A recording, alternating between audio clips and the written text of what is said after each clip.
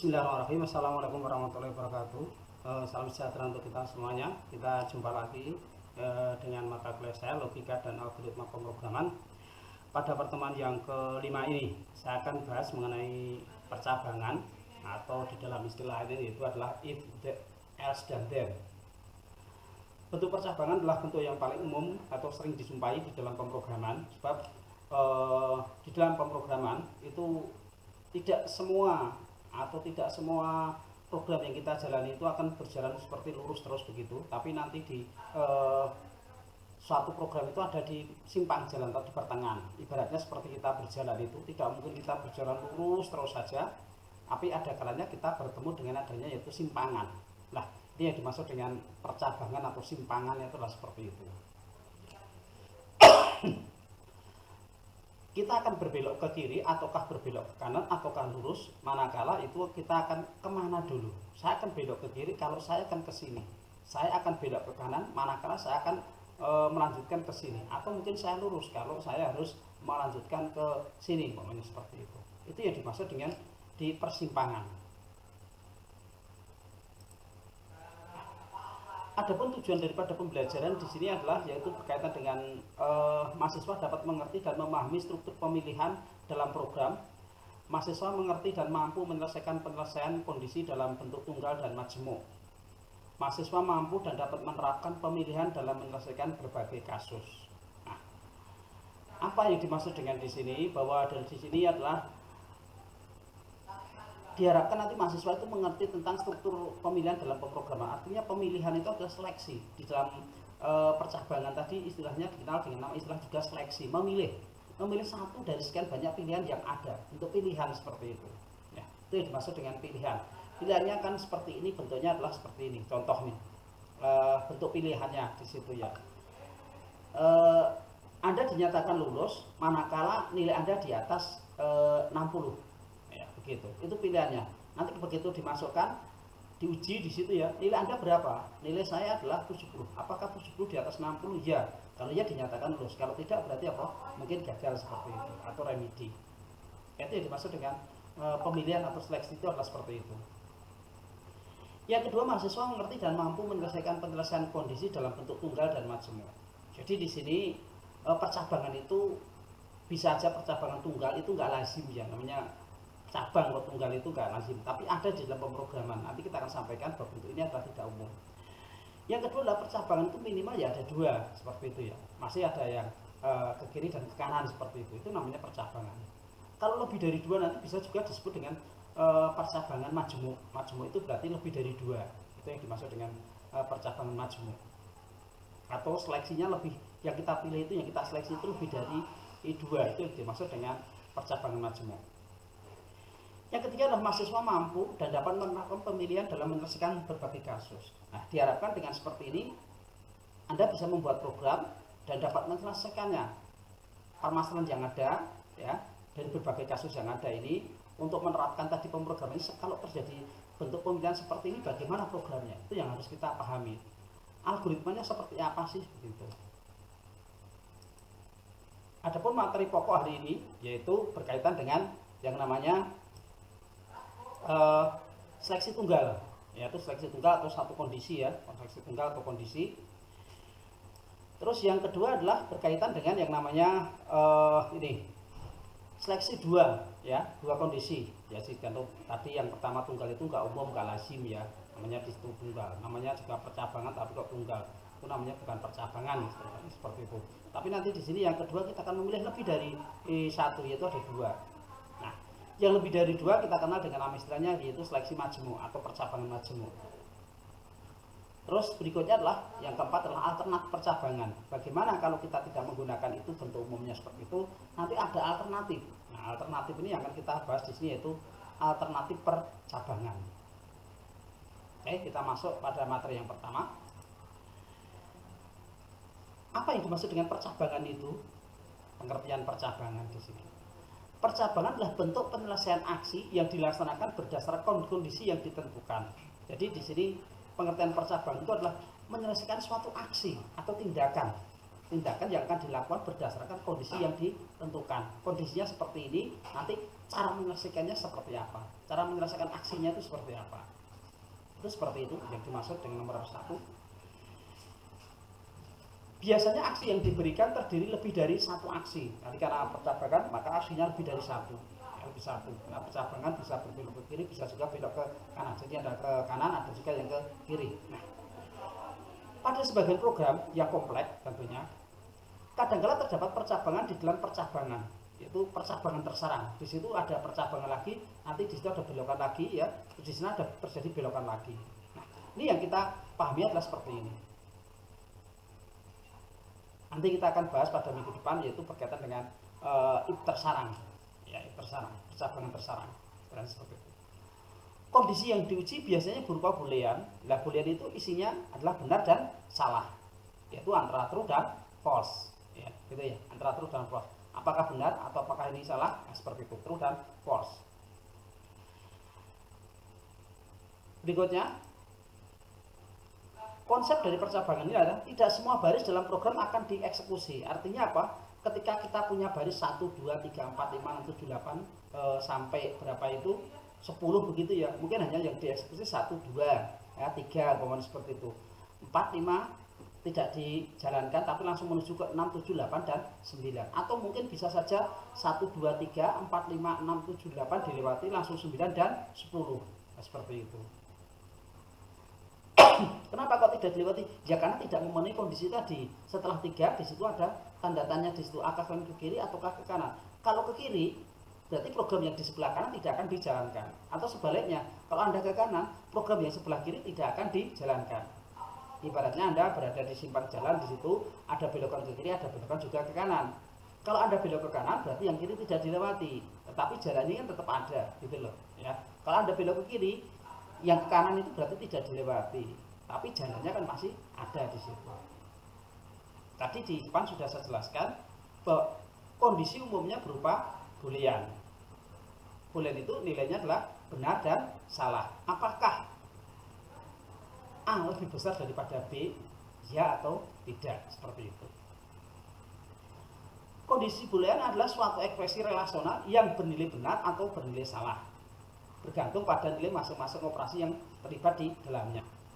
Nah, di sini penentuan kondisi boolean dan aksi yang dilakukan bergantung pada jumlah pilihan atau kasus yang terdapat pada masalah tersebut. Akan terdapat satu pilihan, dua pilihan, ataukah terdiri atas banyak pilihan. Nah, di sini nanti akan kita kenal, kita gunakan fungsinya di sini. If yang nanti yang kita gunakan itu tergantung daripada jumlah pilihannya di sini. Apakah satu pilihan, dua pilihan, ataukah terdiri banyak pilihan atau majmuk.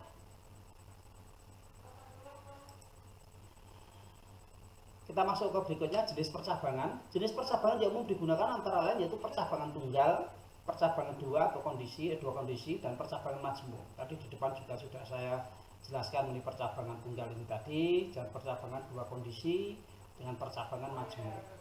Oke, kita lanjut ya. Tadi di atas sudah.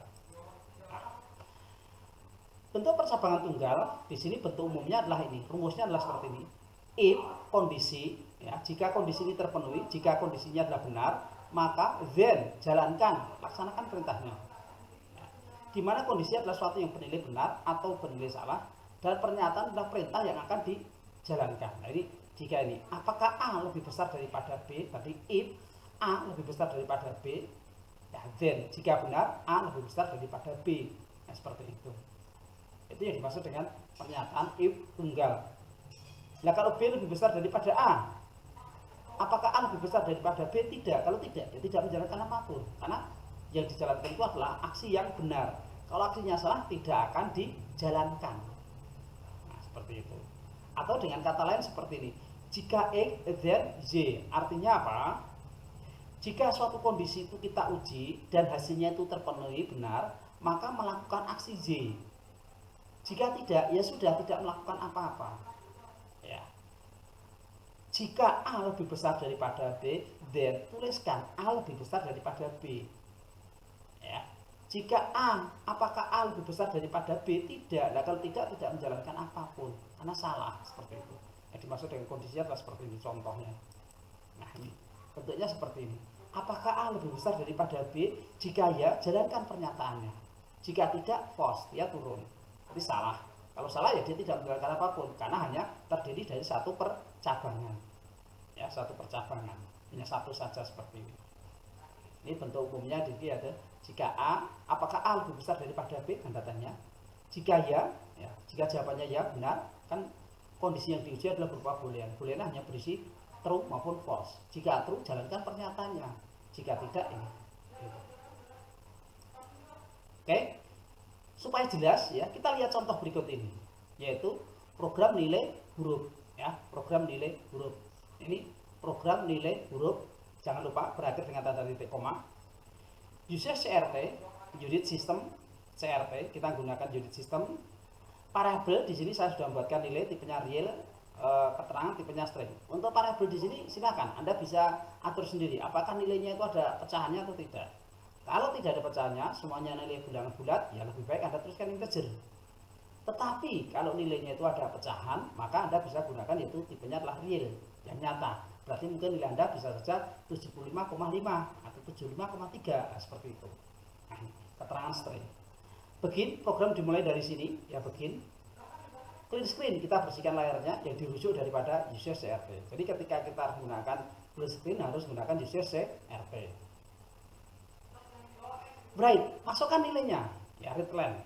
Masukkan nilainya, masukkan readline nilai. Baca variabel nilai di sini, yaitu kita buatkan masukkan nilai, kita tampung ke dalam variabel yang nilai, di mana nilai sudah kita deklarasikan tipenya real, berarti bilangan pecahan. Jika nilai di atas sama dengan 60, then jika nilai di atas 60, then keterangannya apa? Lulus. Ya, jikalau nilainya di atas 60, maka keterangannya adalah lulus. Itu keterangan. Dan keterangan. Readline kita berikan kesempatan untuk membaca. Kalau tidak ada readline, berarti program langsung jalan terus ke atas. Nah, itu seperti itu. Setelah program ini selesai, Anda simpan. Anda simpan. Setelah disimpan nanti ya, setelah disimpan, selanjutnya Anda jalankan. Kita uji di mana letak kesalahannya. Mungkin ada yang kurang titik komanya, tanda petiknya, hati-hati. Kita gunakan di sini ada tanda petik, titik koma. Di sini sudah tidak ada lagi. Nah, di sini petik, titik koma, jangan lupa. Setelah kita jalankan dengan run benar, maka akan muncul seperti ini. Masukkan nilainya, Anda isi 75. Diuji di sini, kembali ke programnya. Jika 75, nilai ini kan nilainya 75 karena dimasukkannya ada 75. Apakah kalau di bahasa Indonesia kan seperti itu dalam program pertanyaannya, apakah 75 itu lebih besar daripada 60? Tinggal jawabannya apa? Benar atau salah? Benar. Kalau benar apa? Ya jalankan ini. Perintahnya apa? Then keterangan yaitu lulus. Tampilkan hasil keterangannya itu lulus tadi. Nah, sekarang kalau kita uji dengan menggunakan yang kedua, masukkan nilai 45. Nah, di sini nilainya itu diganti menjadi 45. Apakah 45 lebih besar daripada 60? Jawabannya apa? Tidak. Berarti salah. Kalau salah apa? Dia tidak menjalankan ini keterangan ini. Dia langsung keluar karena hanya satu percabangan. Nah, betulnya seperti itu.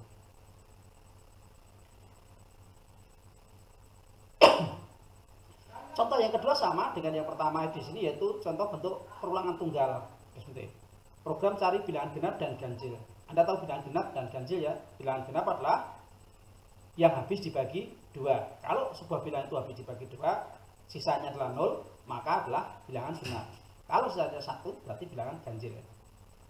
User CRT, jadi sistem CRT, variabel bil tipenya integer, karena mau dibagi 2 ya supaya ini jangan sampai pecah, maka di sini tipenya integer. Keterangan tipenya adalah string. Ya, string. Begin. Kita mulai dari sini. Clear screen. Kita bersihkan layarnya yang dirujuk dari user CRT. Right, masukkan sebuah bilangan. Readline bil, tampung ke dalam variabel yang bernama bil, di mana bil sudah kita deklarasikan tipenya adalah integer. Berikutnya adalah programnya. Jika yang kita masukkan ini bilangan ini, jika bil itu mod itu artinya modulus dibagi ya. Jika modulus itu dibagi 2 ya. Jika sebuah bilangan itu dibagi 2 akan menampilkan sisanya.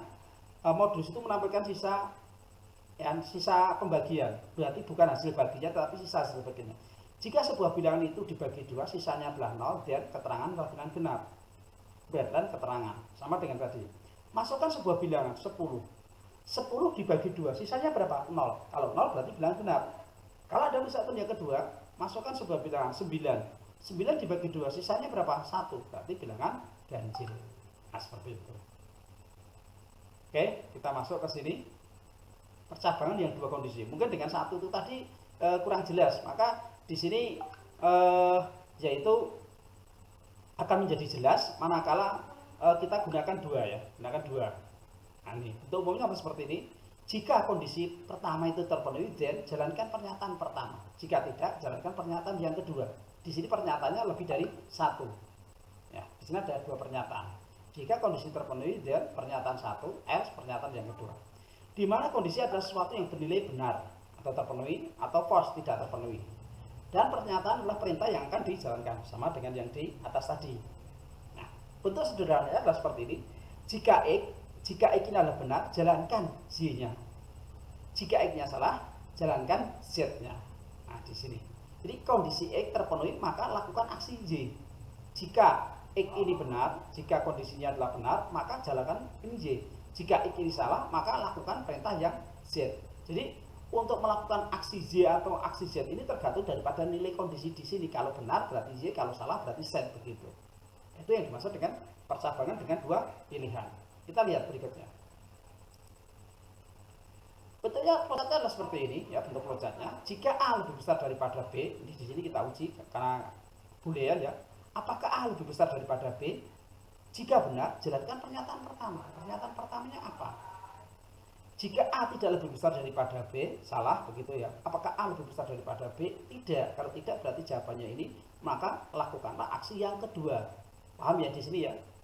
Jika benar, menjalankan yang pertama. Jika salah, jalankan yang kedua. Aksi yang kedua. Nah, pernyataannya apa? Pernyataannya apa? Kita lihat nanti. Nah, ini contoh. Ini tadi sama dengan yang di atas tadi. Untuk itu, Anda tidak perlu menulis ulang. Dengan cara apa kemarin sudah saya praktekkan, yaitu apa? Yaitu dengan menggunakan cara yaitu apa? Shift S. Ya, betul, Shift S. Nah, dengan menggunakan Shift S, ya, Anda bisa menyimpan dengan nama lain. Anda tidak perlu menulis lagi Shift S ya. Maka diberi nama aja nanti di sini adalah if yang kedua atau if yang ketiga. Kan sama tadi nih. Program nilai huruf, usage CRT, unit system, variabel nilai tipenya real, keterangan string. Ini masih sama dengan yang tadi. Begin. Ya, program dimulai dari sini, clear screen. Ya, berat, masukkan nilainya, return nilai. Nah, di sini sudah kita deklarasikan bahwa masukkan sebuah nilai, tampung ke dalam variabel yang bernama nilai, di mana nilai itu tipenya adalah real. Gitu ya. Keterangannya adalah string di sini. Jika nilai itu di atas sama dengan 60, then keterangan lulus. Jika tidak, maka keterangannya apa tidak lulus. Tampilkan hasil keterangannya. Nah, kalau tadi kan tidak. Jika nilainya itu di atas 60, keterangan lulus. Yang tidak, di sini tidak ada keterangannya. Karena cuma hanya satu pilihan saja. Nah, sekarang di sini, masukkan nilai, yaitu 90. Apakah 90 besar daripada 60? Ya. Kalau ya, berarti benar kan pernyataannya. Maka jalankan aksi yang pertama, itu lulus. Nah, ini. Ya, jika benar, jalankan lulus. Uji yang kedua. Jika masukkan sebuah nilai ya, masukkan sebuah nilai. Nilainya di sini diisi dengan 50. Apakah 50 besar daripada 60? Tidak. Nah, kalau tidak, kita jalankan aksi yang kedua. Aksi yang pertama kan lulus, aksi yang kedua berarti tidak lulus. Maka hasilnya adalah ini tidak lulus. Ini contoh yang kedua. Nah, contoh yang lain tadi sama ini. Anda bisa gunakan tadi ya, bisa buka kembali atau Anda bisa gunakan Shift S untuk menyimpan ini. Di sini saya hanya menambahkan else. Sama dengan di sini kita hanya menambahkan S karena ada dua, maka itu yang kita gunakan ini sebenarnya ini keterangan yaitu gasal. Jika sebuah nilai itu dibagi dua, sisanya adalah 0, maka terang genap. Jika sebuah nilai itu dibagi dua, sisanya adalah 1, maka bilangan gasal. Kalau tadi masukkan sebuah bilangan 10, 10 dibagi dua, sisanya adalah 0, maka jalankan bilangan genap. Kalau ini masukkan sebuah bilangan yaitu 9. Apakah 9 itu dibagi dua sisanya adalah 0? Tidak. Nah, kalau tidak berarti apa? Jalankan aksi yang kedua yaitu gasal. Oke, sampai di sini bisa dimengerti? Ya. Bisa dimengerti ya? Oke, kita lanjut. Nah, bentuk pilihan majemuk atau bertingkat yang umum itu adalah bentuknya yang sering kita gunakan, yang sering kita jumpai atau di dalam kehidupan sehari-hari pasti akan terjadi hal semacam ini, yaitu pilihan majemuk atau bertingkat. Bentuknya adalah seperti ini bentuk umumnya. Jika suatu kondisi itu benar, jika kondisi yang pertama itu benar, maka jalankanlah aksi yang pertama. Jika tidak, kita akan uji kondisi yang kedua. Jika benar, kita jalankan aksi yang kedua. Kalau tidak, kita akan uji lagi di sini, yaitu if kondisi yang ketiga. Kita uji kondisi yang ketiga, jika benar jalankan pernyataan yang ketiga. Demikian seterusnya sampai saya tuliskan yaitu pernyataan R. Kalau masih ada lagi, jika uji kondisi yang keempat, jika benar jalankan yang keempat. Kalau masih ada lagi, if lagi kondisi lagi yang kelima, jika benar jalankan aksi yang kelima. Jika kita uji lagi ya sampai yang keenam dan seterusnya sampai yang itu posisinya adalah N. Di mana kondisi satu yang pertama ini diuji, jika hasilnya benar jalankan hasil yang pertama itu pernyataan satu. Jika salah, ya, uji kondisi yang kedua, jika hasilnya benar jalankan pernyataan yang kedua ini. Jika salah, uji kondisi yang ketiga. Kondisi yang ketiga ini, jika benar jalankan pernyataannya. Jika salah, jalankan pernyataan yang ke N dan seterusnya. Ini yang dimaksud dengan percabangan majemuk. Tentunya adalah seperti ini. Oke, kita lanjut. Nah, bentuk sederhananya adalah seperti ini. Jika X1 ini adalah benar, maka lakukan aksi Z. Else, jika X1 ini salah, maka kita uji ke yang kedua. Jika X yang kedua ini benar, lakukan aksi X. Jika tidak, jika kondisi ini ya, jika salah, kita akan uji kondisi yang ketiga. Jika kondisi yang ketiga ini benar, lakukan aksi Z. Jika tidak, lakukan aksi A. Sama dengan seperti tadi di atas lagi. Jika uji kondisi X yang pertama terpenuhi, maka lakukan aksi Z. Tadi sudah. Jika tidak, lakukan uji kondisi yang kedua, yaitu uji yang kedua ini. Jika terpenuhi, maka lakukan aksi X. Jika tidak, lakukan uji kondisi yang ketiga. Jika terpenuhi, lakukan aksi Z. Jika tidak, maka lakukan ini. Nah, dengan catatan seperti ini. Sekarang catatannya adalah seperti ini. Banyaknya if yang digunakan sama dengan banyaknya pernyataan dikurangi 1. Jika Y, X, Z, dan A adalah pernyataan, yang berarti jumlahnya adalah 4. 4 dikurangi 1 berarti yang kita gunakan sebanyak 3. Lakukan aksi pernyataan pertama kan Z, pernyataan yang kedua adalah X, pernyataan yang ketiga adalah Z, dan pernyataan yang keempat adalah ini A. Berarti di sini ada 4 pernyataan.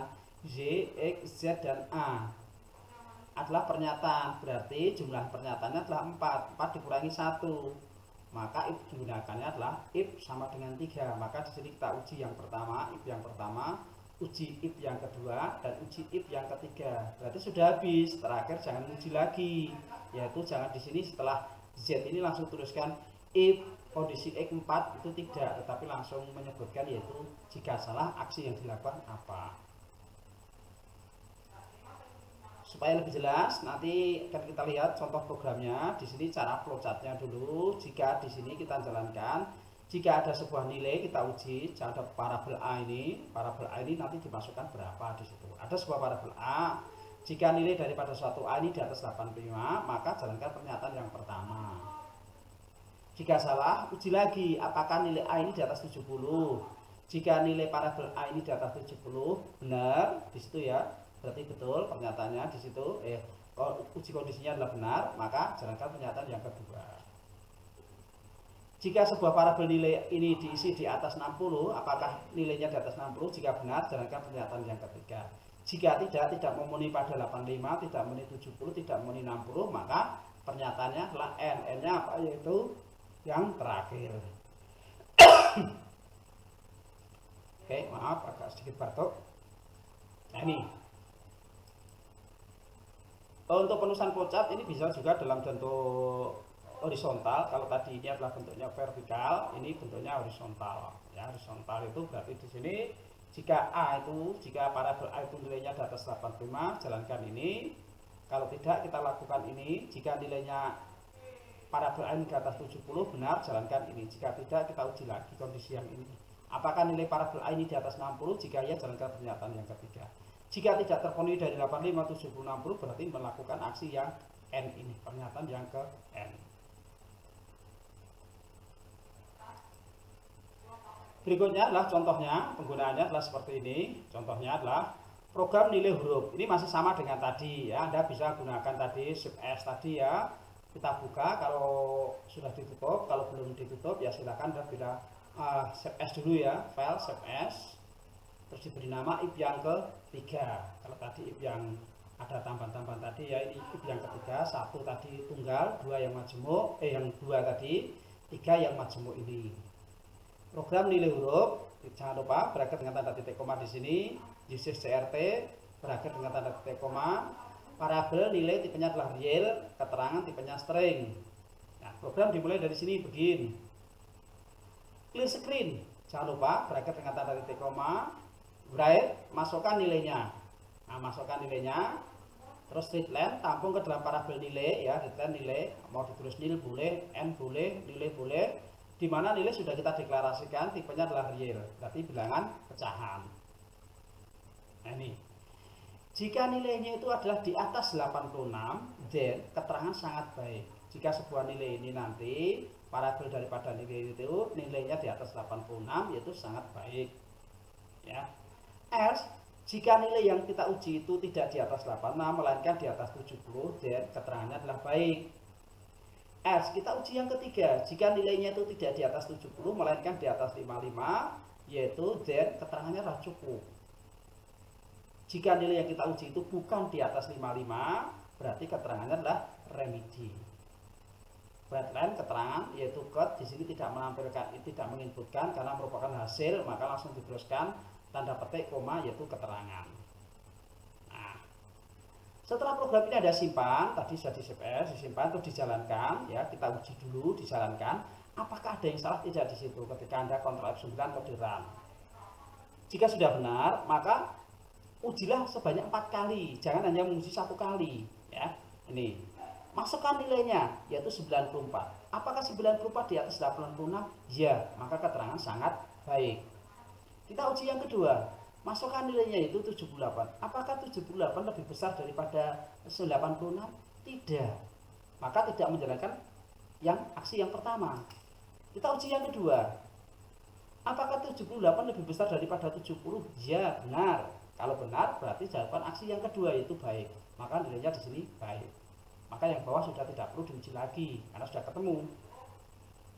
Nah, kalau nilainya itu bukan 78 melainkan 63, apakah 63 lebih besar daripada 86? Tidak.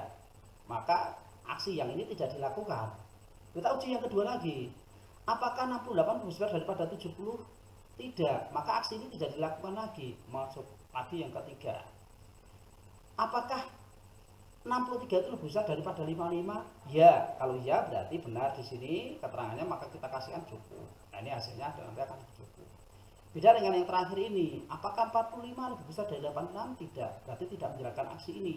Kita uji yang kedua, apakah 45 lebih besar daripada 70?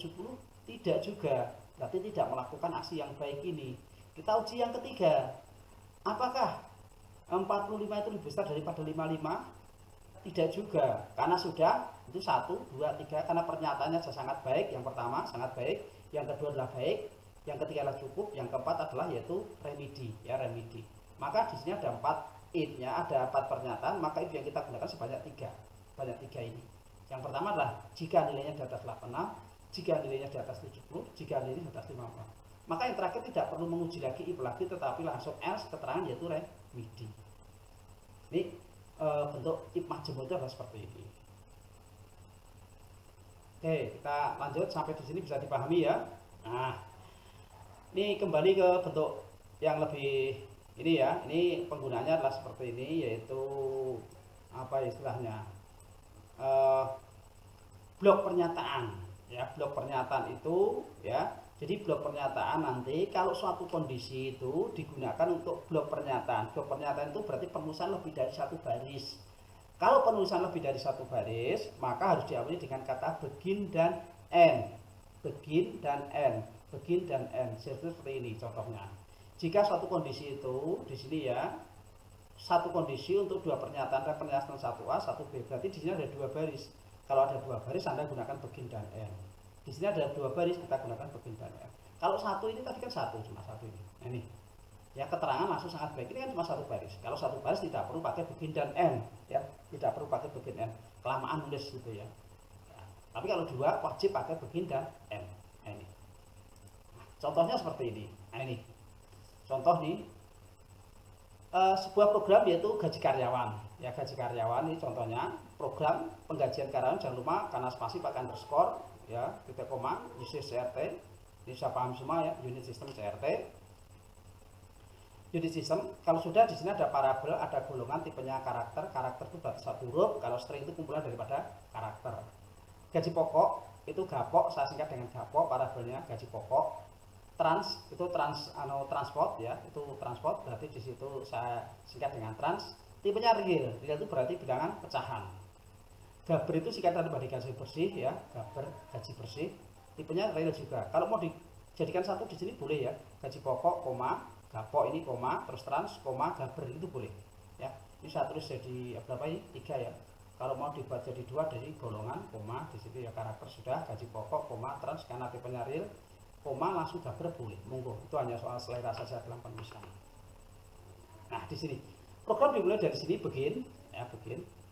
Clear screen, kita bersihkan layarnya ya, begin, clear screen, kita bersihkan layarnya.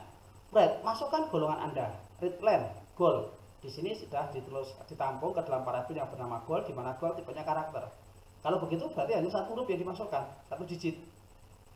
Jika golongannya A, then begin. Nah, ini mendapatkan gaji pokok. Ini ya dimaksud dengan blok pernyataan itu seperti ini. Berarti ada dua pernyataan, gaji pokok dan trans. Satu statement ya, statement yaitu golongannya A untuk 2 pernyataan. Ya, satu kondisi ya, satu kondisi digunakan untuk 2 statement atau 2 pernyataan. Ya, satu kondisi digunakan untuk statementnya ada 2 atau pernyataannya ada 2. Jika golongan A gaji pokoknya adalah 100.000, transportnya adalah 25.000. Jika golongannya B, maka gaji pokoknya adalah 150, transportnya adalah 50. Jika golongannya C, maka gaji pokoknya di sini yaitu ini. Nah, terus yang terakhir adalah semi begin. Jika gaji pokok ini, maka jangan lupa gunakan titik koma. Ya, kalau tadi itu terakhir ya, yang terakhir saja. Kita gunakan di sini yang terakhir, di sini yang terakhir ya. Di sini yang terakhir saja untuk titik komanya, tapi kalau ini kita gunakan setiap ini ada titik komanya di sini. Karena ini ada blok pernyataan. Ya, blok pernyataan maka pakai seperti ini. Gaji bersih sama dengan gaji pokok ditambah dengan transport. Maka kena pakai gaji bersih. Nah, contohnya di sini masukkan golongan Anda A. Gaji bersihnya langsung di sini. Sebetulnya bisa nambahkan ya gaji pokoknya dulu ya, gaji pokoknya sekian, transportnya sekian, itu baru ada muncul gaji bersihnya. Ini langsung saya tuliskan gaji bersihnya. Anda bisa nambahkan nanti di sini. Yaitu di atasnya ini yaitu breadline gaji pokoknya berapa, breadline yaitu gaji bersihnya berapa, begitu. Jika golongan A gaji pokoknya adalah 100.000, transportnya adalah 25.000. Gaji bersih adalah gaji pokok ditambah dengan transport yaitu 125.000. Kalau golongan C yaitu 275. Begitu dan seterusnya. Oke, sampai di sini bisa dipahami? Bisa ya? Oke, kalau bisa, berikutnya adalah seperti ini, kita lanjut. Nah, berikut adalah alternatif pilihan. Alternatif pilihan, kalau kita tidak menggunakan case, ya, tidak menggunakan if, maka alternatifnya kita bisa menggunakan yaitu case of. Ya. Di mana case of ini adalah struktur case of ini justru mempunyai suatu ungkapan atau logika yang disebut dengan selektor dan sejumlah statement yang diawali dengan suatu label permasalahan yaitu case label yang mempunyai tipe yang sama dengan selektor ya. Statement yang mempunyai case label yang bernilai sama, yang nilai sama dengan case label selektor akan diproses, sedangkan statement yang lain tidak. Kita lihat bentuknya. Bentuk umumnya adalah seperti ini. Bentuk umumnya adalah seperti ini. Case diikuti dengan parabel of, ya, case diikuti dengan parabel of alternatif. Ini adalah begin dan end tadi karena kalau lebih dari satu maka gunakanlah pernyataan dengan menggunakan begin dan end. Kalau cuma satu nggak perlu pakai, ya. Alternatif yang kedua, alternatif yang ketiga, alternatif yang keempat. Else alternatif jika bukan pilihan di atas. Nah ini di sini ada memberikan kejelasan yaitu jika dibanding dengan if. Kalau if tadi tidak ada, kalau ini ada. Bentuk umumnya seperti ini. Kita akan lihat ini sama dengan yang tadi, cuma diganti saja ya dengan tadi, yaitu untuk menggunakan nilainya jika di atas nilainya 86 itu sangat baik, kalau nilainya di atas 70 itu baik, nilainya di atas 55 cukup, di atas kurang dari 55 berarti yaitu nilainya apa? Jelek. Berarti di situ ada berapa? 4 pernyataan. Nah, di sini akan kita tulis seperti ini, program pemilihan dengan case of. Di CRT sama ya, kita gunakan parabel sama ini. Tapi di sini saya gunakan coba untuk kaya saja, saya tidak menggunakan real lagi tapi menggunakan integer. Ya, keterangan string, begin, program dimulai dari sini. Clear screen, Kita bersihkan layarnya, right, masukkan nilai ujian Anda, return nilai, tampung ke dalam paragraf yang bernama nilai, di mana nilai sudah kita deklarasikan, tipenya adalah integer. Case nilai out, jika nilainya, gitu ya maksudnya seperti itu, jika nilainya rentang antara 86 sampai dengan 100, yaitu keterangan sangat baik. 70 sampai 86 keterangan adalah baik. Jika rentang nilainya 55 sampai dengan 69 yaitu cukup. 0 sampai dengan 54 jelek. Kalau kita memasukkan selain angka yang sudah disebutkan di sini, berarti kan input salah. Isi dengan 0 sampai dengan 100. Nah, ini akan memberikan kejelasan di sini. Jika dibanding dengan if tadi, hasil nilai Anda adalah keterangan seperti ini. Nah, sekarang ada orang iseng. Contohnya seperti ini. Masukkan nilai ujian Anda itu 120. Nah, karena 120 itu tidak termasuk antara 0 sampai dengan 100, maka di sini muncul ini. Input salah, isi dengan yaitu 0 sampai dengan 100. Ini namanya orang-orang iseng, nah gitu. Nah, itu. Tapi kalau program yang di atas tadi, yang ini, saya kembali ke atas ya. Kembali ke atas di sini. Nah, ini. Kalau ini yang dimasukkan, contoh dimasukkan nilai ujian Anda 120, maka nilainya kok sangat baik. Nah, ini. Karena di sini tidak dicegah dengan menggunakan semacam itu. Apakah 120 di atas 86? Ya, maka langsung dia akan menyalakan aksinya itu sangat baik. Nah, kalau kepengen muncul semacam itu ada pencegahan, maka yang pertama kita tuliskan jika nilai di atas 86 n nilai kurang dari sama dengan 100, then baru dimunculkan seperti itu. Kalau di sini tidak diberikan batas, maka ketika nilainya dimasukkan 120, maka akan jalankan sangat baik. Beda dengan yang ini. Nah, kalau ini sudah diberikan batas seperti ini, maka kalau nilainya dimasukkan 120, maka akan terjadi input salah, yaitu tidak sesuai dengan ketentuan yang ada. Kan dimasukkan 0 sampai dengan 100. Masukkan nilai ujian Anda 92. Apakah 92 rentang antara 86 sampai dengan 100? Ya, kalau ya jalankan aksi ini. Karena diisi dengan nilainya adalah berapa? 75. Apakah 75 antara 86 sampai dengan 100? Tidak. 75 rentang antara 70 sampai dengan 85? Ya, maka jalankan yang ini baik. Ini yang dimaksud dengan penggunaan fungsi yaitu alternatif. Dengan catatan satu ya. Semudah-mudahnya kita menggunakan case of, tetapi kedudukannya tetap lebih rendah daripada if.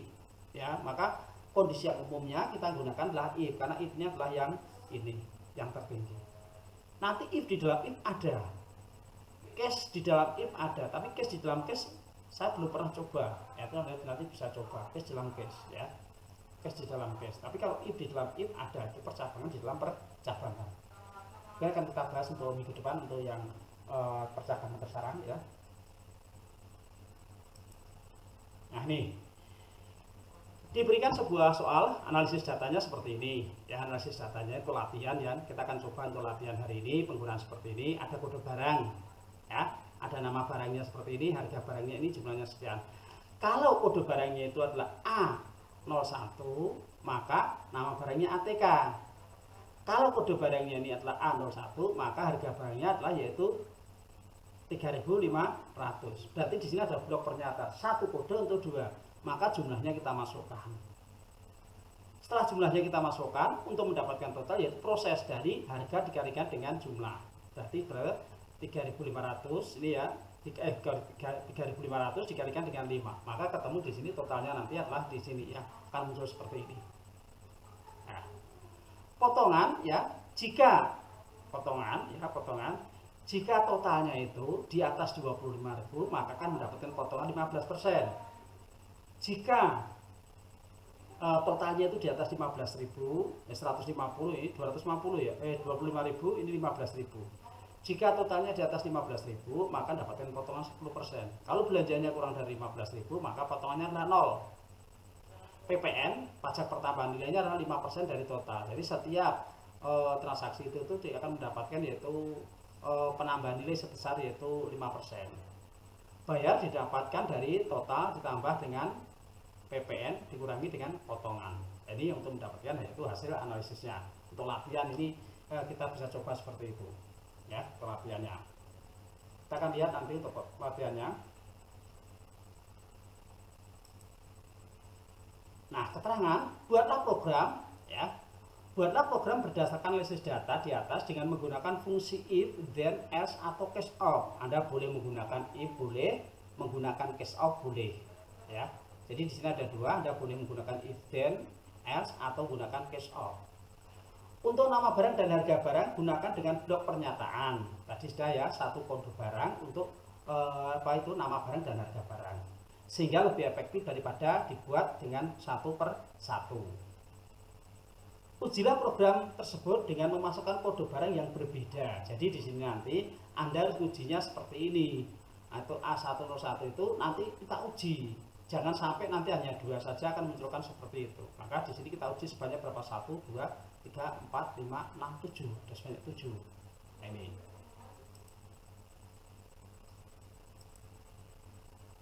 Ini contoh programnya adalah seperti ini. Kita akan jawab nih. Nah ini latihannya adalah seperti ini. Kita kasih di sini judulnya adalah Anda buka program hitung pembayaran kontan. Saya tuliskan seperti itu judulnya, berakhir dengan titik koma. Ya, di CRT program kita mulai dari sini. Terus parabel. Ya, di sini saya sudah tuliskan kobar untuk kode barangnya, nabar untuk nama barangnya, tipenya string. Karena di situ adalah tidak untuk perkalian, maka kita sebaiknya kita gunakan string. Harga bar, Anda boleh membuat HRG bar boleh atau harga saja juga boleh, untuk parabelnya bebas ya. Harga bar satu seperti itu, total tipenya real. Jumlah hanya sedikit, tipenya saya tuliskan integer. Potongan PPN maupun bayar tipenya real. Kalau mau dijadikan satu boleh, monggo. Saya ingin tuliskan supaya ringkas jelas saja, walaupun banyak baris tapi lebih mudah dipahami. Bahwa harga barang total, potongan, PPN, bayar itu tipenya real. Boleh jadikan satu ya, pakai koma-koma atau dipecah jadi dua seperti ini. Monggo, itu hanya soal selera saja. Program dimulai dari sini, begin ya, begin clear screen. Ya, clear screen, jangan lupa berakhir dengan titik koma. Right, masukkan kode barangnya.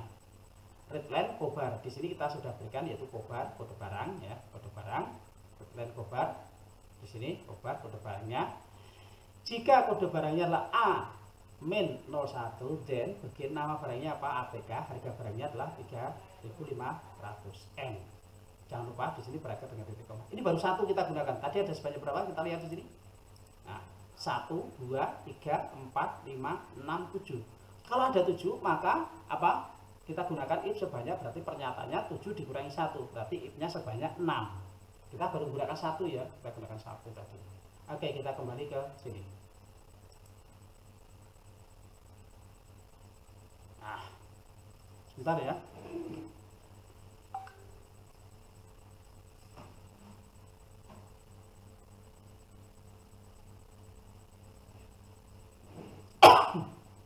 Kita lanjut. Kita uji yang kedua. Jika kode barangnya A02, then nama barangnya adalah ATS, harga barangnya adalah 2.500. Kita uji yang ketiga. Jika kode barang sama dengan B01, then begin. Karena tadi pakainya string, maka jangan lupa pakai tanda petik. Kalau di sini harganya tidak pakai tanda petik karena untuk operasi matematika. Nama barang juga pakai tanda petik. Jika B01 maka makanan. Baru 3 ya di sini ya. B02 minuman 3.500. Terus C01 parfum 25.000. Terus kita C02 berarti di sini sudah berapa? Yaitu 6. Ya, karena tadi ada 7 maka if yang kita gunakan sebanyak 6. C02 then maka bedak itu 15.000. S begin nama barang, di sini kita tidak uji lagi, langsung nama barangnya adalah ini. Saya tuliskan minuman, salah ya. Yang terakhir tadi apa? Kita lihat di sini. Saya mau nulis masih minuman. Yang terakhir tadi apa? Lipstick ya, lipstick ya. Belum ditulis lipstick ya di sini. Masih saya tuliskan yaitu apa ini? Tadi minuman ya. Berarti Anda nanti ganti dengan lipstick di sini terakhir. Nah, gitu. Kalau sudah kita tampilkan hasilnya dan nama barang, langsung kita teruskan nama barang. Karena di sini nama barang adalah proses. Ya, kalau kode barangnya sudah diketikkan, nama barangnya otomatis muncul. Begitu juga dengan harga barangnya, tampil yaitu harga barangnya 6, ini bukannya tipenya real. 6 itu didapat dari apa? Ini bebas, berarti kalau 6 itu satuan, ya, puluhan, 2, ratusan, ribuan terus apa? Yaitu puluhan ribu, ratusan ribu. Jadi harganya sampai ratusan ribu. Nah, kalau harganya cuma 35.500 berarti apa? 35.000 atau sampai 15.000 seperti ini. 1, 2, 3, 4, 5. Berarti kan ada 5 digit ini, 15.000. Ini puluhan ribu. Nah, kalau puluhan ribuan cuma ini aja. Kan satuan ya. puluhan, ratusan, ribuan, puluhan ribu. Nah, cukup puluhan ribu 5. Kalau 6 itu sudah cukup ratusan ribu. Nah, total didapat dari harga barang kalikan jumlah sesuai dengan catatan yang di atas tadi, bahwa total didapatkan dari harga barang dikalikan dengan jumlah. Terus berikutnya kita tampilkan totalnya adalah seperti ini, total 62 tadi sama ya. Ini 62 ya. Untuk totalnya tadi. Terus berikutnya adalah seperti ini. Tadi untuk mendapatkan potongan, itu potongan keterangannya jika totalnya di atas 25.000 maka dapatkan potongan 15%. 15% Anda boleh tuliskan 15 ya, dikalikan total dibagi 100 boleh ya, atau dituliskan 15% itu sama dengan 0,15 dikalikan dengan total. Karena ada 3 maka yang kita gunakan sebanyak 2. If lagi total, jika totalnya di atas 15.000 maka mendapatkan potongan sebesar 10%. Jika kurang dari 15.000 maka potongannya adalah 0, tidak mendapatkan potongan. PPN didapat dari apa tadi PPN, yaitu total dikalikan dengan 5. Ini cara lain, Anda teruskan 5% berarti 0,05. Maka kalau mau gunakan cara yang kedua, ini saya gunakan cara yang berbeda, total dikalikan 5 dibagi 100. Karena untuk persentase penulisan seperti itu. Bayar didapat dari total ditambah dengan PPN dikurangi dengan potongan. Tampilkan hasil daripada potongannya sebesar berapa, pajak pertambahannya berapa, total bayarnya berapa. Nah, ini programnya. Kalau sudah kita jalankan hasilnya seperti ini ya, kita tuliskan di sini. Masukkan kode barangnya A01. Nama barangnya adalah ATK, otomatis muncul dengan sendirinya. Harga barangnya adalah 3.500. Jumlah barangnya 5 dikalikan dengan 35 yaitu 175.000. Dapatkan potongan sebesar ini karena di atas 15.000 yaitu 17.500 di sini ya, bukan 175.000. 17.500. Karena 17.000 itu di atas berapa? 15.000 mendapatkan potongan sebesar 10%. Kalau yang di atas 25.000 tadi mendapatkan potongan sebesar 15%. Kurang dari 15.000 berarti 0. Ini adalah ini hasilnya kita dapatkan. Karena ada pertambahan pajak pertambahan nilai yaitu 5%, 875 sehingga total bayarnya adalah ini. Nah, ketika kita masukkan ini A-01 kode barangnya itu walaupun sama itu A pakai 01 karena tadi pakai huruf besar, maka kalau pakai huruf kecil tadi saya salah nulis yaitu ada minum. Mestinya di sini lipstick ya tadi ya. Nah, ini maka alternatif yang terakhir adalah minuman saya tulisnya tadi. Nah, ini maka ini berbeda, kode barang besar dan kecil sudah berbeda di sini masukannya. Oke. Nah, penutup. Jadi percabangan atau penyelesaian kondisi adalah suatu bentuk penyelesaian sebuah kasus. Bentuk percabangannya terdiri dari 3 hal, tunggal, 2, dan majmuk. Selain dengan menggunakan if dan else, penyelesaian kondisi dapat diselesaikan dengan menggunakan alternatif lain yaitu dengan menggunakan apa? Case of. Ya, dengan menggunakan case of. Ini kita lihat contoh programnya. Saya buka dulu program Pascalnya.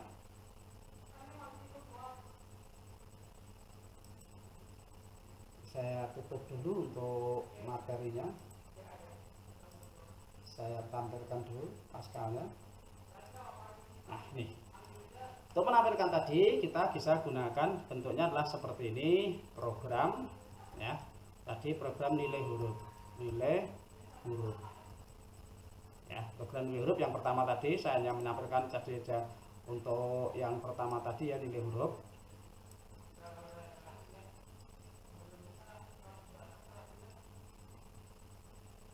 Jadi yang pertama adalah programnya adalah nilai huruf seperti ini ya, nilai huruf. Jangan lupa berakhir dengan tanda titik koma. Terus kalau sudah uses crt titik koma. Nah, di sini ada parabel. Parabelnya tadi kalau mau langsung yaitu nilai, boleh ya, nilai tipenya tadi apa, real atau integer, monggo terserah Anda. Sesuaikan dengan kondisi keterangan yaitu string. Baik.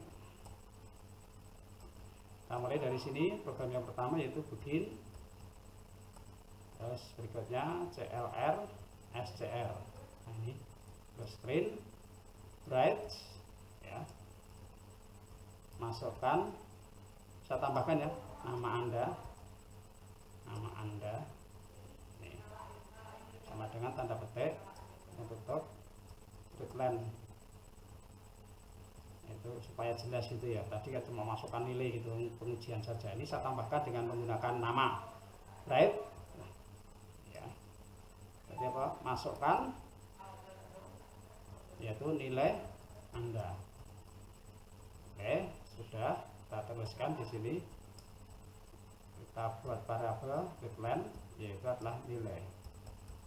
Oke, tutup, jangan lupa bracket tanda koma. Terus jika kita uji di sini nilai itu di atas sama dengan 60, then nah ini seperti ini kita kasihkan yaitu keterangan. Keterangan yaitu titik 2 sama dengan yaitu tanda petik lulus. Nah, jika tidak di sini yaitu tidak ada keterangannya ya, karena hanya tunggal tadi. Berikutnya adalah menampilkan hasilnya redline ya.